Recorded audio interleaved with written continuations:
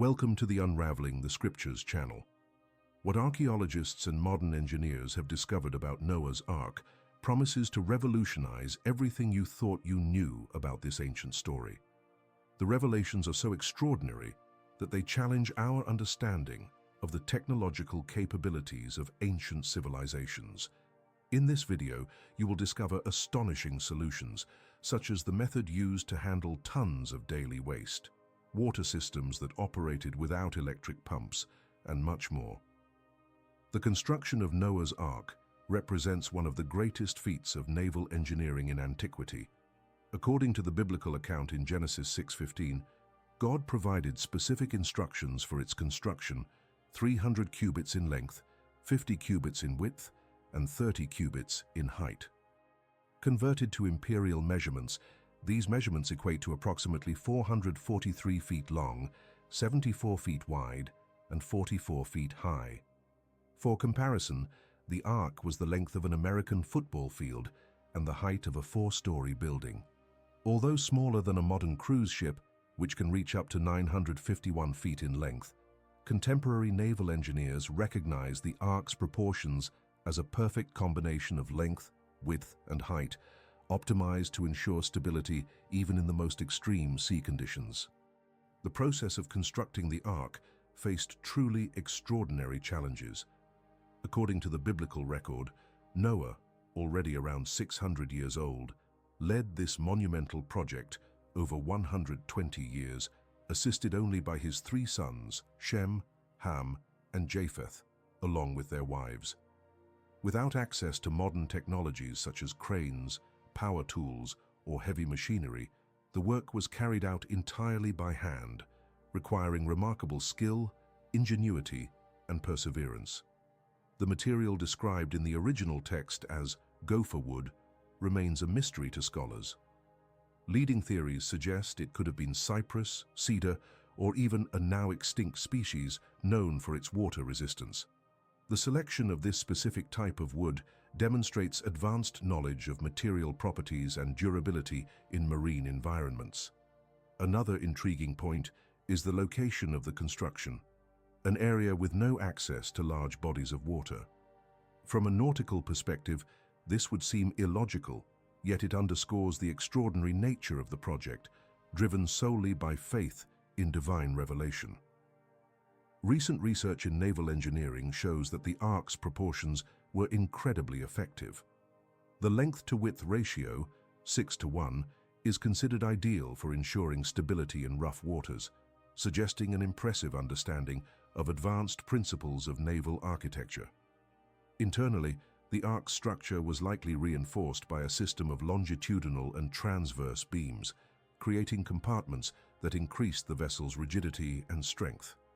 This technique, remarkably similar to those used in modern shipbuilding, would have allowed the Ark to withstand the monumental forces exerted by giant waves. The Ark's exterior was likely coated with a waterproofing material, probably bitumen, a substance mentioned in the biblical account, known since antiquity for its sealing properties. This process was essential to ensure the watertight integrity necessary for surviving a long journey under extreme maritime conditions. But an inevitable question arises: how was it possible to accommodate all the planet's animal diversity within a space? Immense, yes, but still limited to these dimensions.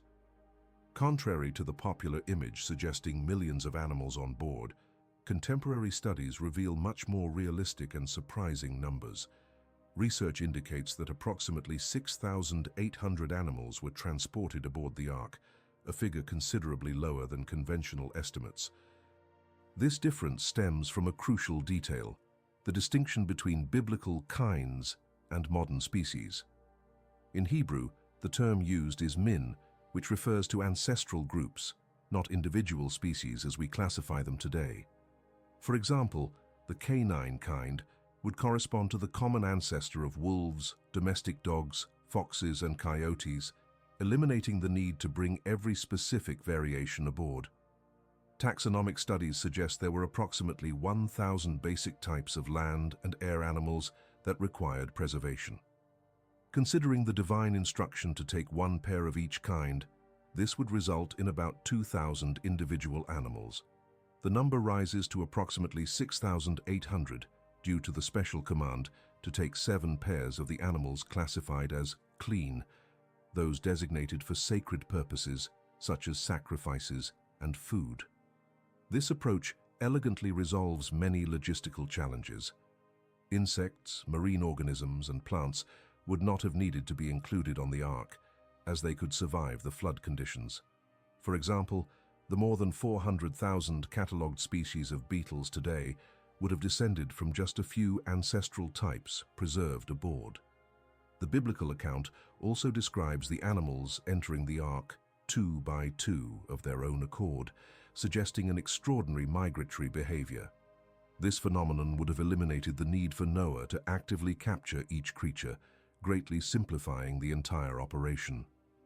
The internal distribution of space followed a functional and efficient logic. The ark was divided into 3 decks, designed to accommodate different categories of animals.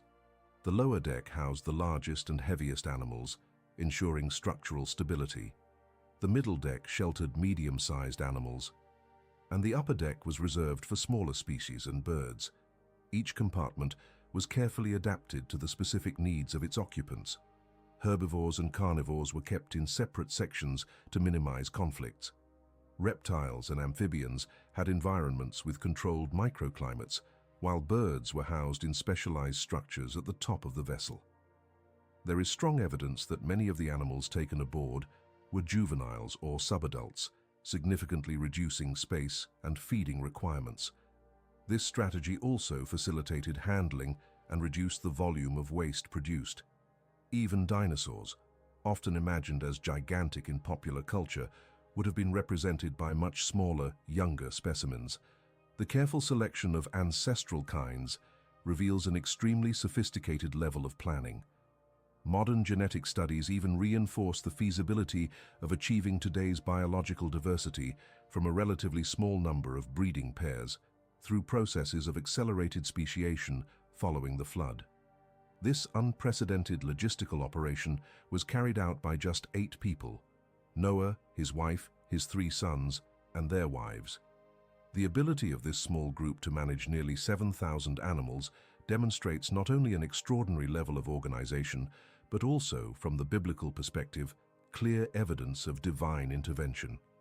If these impressive numbers increase your admiration for the wisdom behind God's plan, don't forget to leave a like and share this revelation with everyone interested in this fascinating study. But an inevitable question arises: how did this family manage to keep so many animals fed and healthy for over a year at sea? And how did they deal with tons of daily waste? Keeping approximately 6,800 animals in a confined environment for 370 days represents one of the greatest logistical challenges described in Scripture. Analyzing this aspect reveals the existence of a surprisingly advanced organizational system for its time. The first crucial element was the feeding system. Archaeological and textual studies indicate that the ark featured a mechanism that would today be classified as semi-automatic. Large ceramic containers, known as jars, were strategically placed within the enclosures, with calibrated openings that released food and water in a controlled manner for each species. Preserving food for more than a year required extremely sophisticated conservation techniques. Historical records suggest that Noah employed methods such as solar dehydration, storage in dry compartments, and the use of hermetically sealed containers. The food inventory included grains, hay, dried fruits, and seeds, all carefully planned to meet the nutritional needs of different animals. Managing the waste presented a colossal challenge. It is estimated that the daily waste output reached several tons. The solution implemented demonstrates remarkable ingenuity. The enclosures were designed with slightly sloped floors that directed waste into specific channels. These channels converged into a central reservoir on the ark's lower deck, equipped with sluice gates that allowed the controlled discharge of waste overboard. The ark's internal lighting depended on oil lamps fueled by olive oil or animal fat. Maintaining this system was a crucial daily task, ensuring sufficient illumination for internal activities 24 hours a day. Noah's family quarters occupied an isolated section, likely on the third deck of the vessel, away from the intense noise and odors. This arrangement provided a minimum level of privacy for the 4 couples who made up the Ark's human crew. The ship's hydraulic system also deserves special mention. Rainwater was carefully collected in cisterns and filtered through layers of sand and charcoal, a purification technique known since antiquity. Water distribution was achieved through a network of channels and pipes made of bamboo or hollowed wood. The daily routine followed a strict schedule. Tasks included inspecting the animal's health, refilling the feeding systems, cleaning common areas, maintaining the lamps, and preparing family meals. This cycle of activities was repeated without interruption throughout the entire duration of the flood. Timekeeping was maintained through rudimentary methods, such as markings on surfaces or records on parchments. This time, tracking was crucial to preserve the exact memory of the event's duration, as reported in the biblical narrative. The crew's diet was based on preserved foods, grains, dried legumes, dehydrated fruits, and unleavened bread. Although monotonous, this diet was carefully designed to provide the essential nutrients necessary for survival. The Ark's sound environment represented another significant challenge. The constant noise of animal vocalizations, structural creaking, the impact of waves, and incessant rain created an intense and continuous soundscape. Psychologically adapting to these conditions required extraordinary resilience from the occupants. This entire complex operational system, functioning efficiently for over a year without any modern technological resources, stands as a true milestone in the history of ancient engineering and resource management. The survival of all the species aboard serves as compelling evidence of the effectiveness of the methods employed on the Ark. A thorough analysis of these technical systems reveals engineering knowledge that clearly surpassed the technological capabilities known at the time. These details offer strong indications of supernatural guidance in the Ark's design. Among the most sophisticated aspects of the construction was the ventilation system. The Ark's structure featured an upper opening called the sohar in Hebrew, about 1 cubit high, strategically positioned to generate natural convection currents. This ingenious design allowed continuous air circulation throughout the 3 decks of the vessel, essential for keeping thousands of animals alive in an enclosed environment. Vertical ducts, possibly integrated between double walls within the structure, helped distribute fresh air evenly.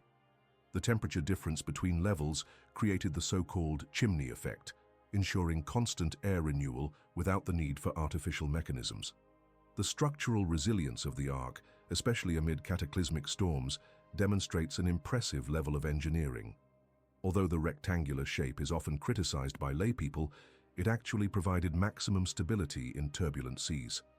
The 6:1 length-to-width ratio established a low center of gravity, drastically reducing the risk of capsizing.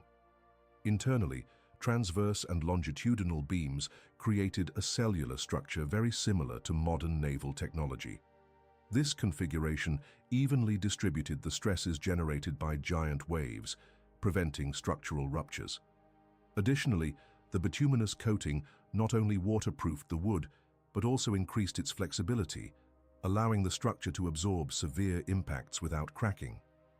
Another remarkable detail was the existence of specialized compartments for reptiles and amphibians, highlighting an advanced understanding of the biological needs of these animals. These environments maintained specific microclimates through passive humidity and temperature control systems. Strategically positioned water reservoirs created more humid zones, while more ventilated areas provided dry environments as needed. The sound environment inside the Ark presented an immense psychological challenge. The constant noise, composed of the vocalizations of thousands of animals, the creaking of the wooden structure, the relentless impact of waves, and the torrential rain, created an almost unbearable cacophony. Acoustic studies suggest that noise levels exceeded 85 decibels, comparable to a modern industrial factory environment.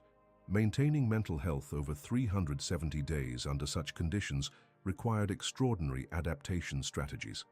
To survive emotionally through this intense ordeal, Noah's family established strict routines, dividing tasks and maintaining regular cycles of rest. Their living quarters were acoustically insulated with improvised sound-absorbing materials, creating small pockets of relief amidst the chaos. During the 40 days and 40 nights of unceasing rain, conditions reached critical extremes. Constant thunder, intense lightning, and the brutal turbulence of the waters created an environment of continuous terror. During this critical phase, the psychological survival of the crew depended on unwavering faith and remarkable mental discipline. The landing on Mount Ararat marked the end of this extraordinary journey. The gradual disembarkation of the animals, the orderly dispersion of species, and the re-establishment of ecosystems demonstrate that even the final moments were carried out with meticulous planning.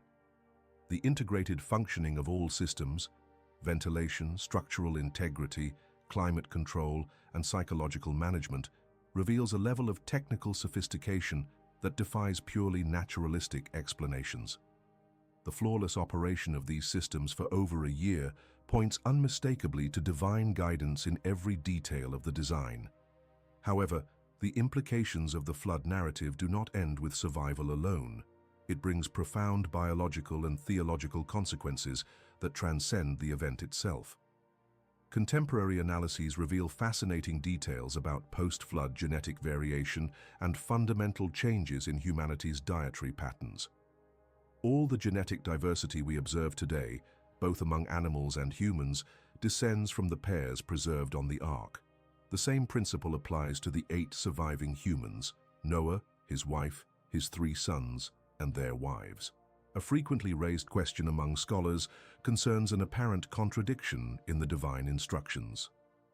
Genesis 6:19 through 20 mentions bringing 2 of every kind, while Genesis 7:2 through 3 specifies 7 pairs of clean animals. However, experts in biblical Hebrew clarify that there is in fact no contradiction. The general instruction was to bring 1 pair of each kind, except in the case of animals classified as clean, of which 7 pairs were to be taken, intended for future purposes of sacrifice and food. The distinction between clean and unclean animals, later formalized in the Mosaic Law, was already recognized in Noah's time. Initially, this classification related exclusively to sacrificial practices, since, before the flood, the human diet was strictly vegetarian. During the 370 days aboard the Ark, Noah's family subsisted on preserved foods, grains, dried legumes, dehydrated fruits, and other carefully stored vegetables. The preservation techniques they employed ensured adequate nutrition throughout the long journey, demonstrating a remarkable knowledge of food conservation. After the flood, a paradigm shift occurred. In Genesis 9:3, God declares, "Every moving thing that lives shall be food for you." This authorization marked a radical transformation in the human diet. For the first time, the consumption of meat was permitted. This transition to an omnivorous diet was not trivial. Human physiology, originally designed for a plant-based diet, had to adapt to processing animal proteins, a process likely gradual and initially difficult for the first meat consumers. From a theological standpoint, this change reflects a modification in God's original plan. In Eden, the dietary regime was exclusively vegetarian, suggesting that this was the primary intention for humanity.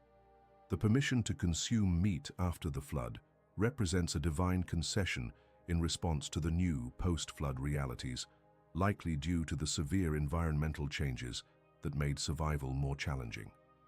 Modern nutritional analyses confirm that the human digestive system retains predominantly herbivorous characteristics: a long intestine, the absence of true claws, molar teeth adapted for grinding, and a significantly lower production of hydrochloric acid compared to true carnivores. This dietary transformation symbolizes a profound rupture with the original Edenic state, marking the beginning of a new era in the relationship between humanity, nature, and God himself. The rainbow, instituted as the symbol of the post-flood covenant, sealed this new existential paradigm.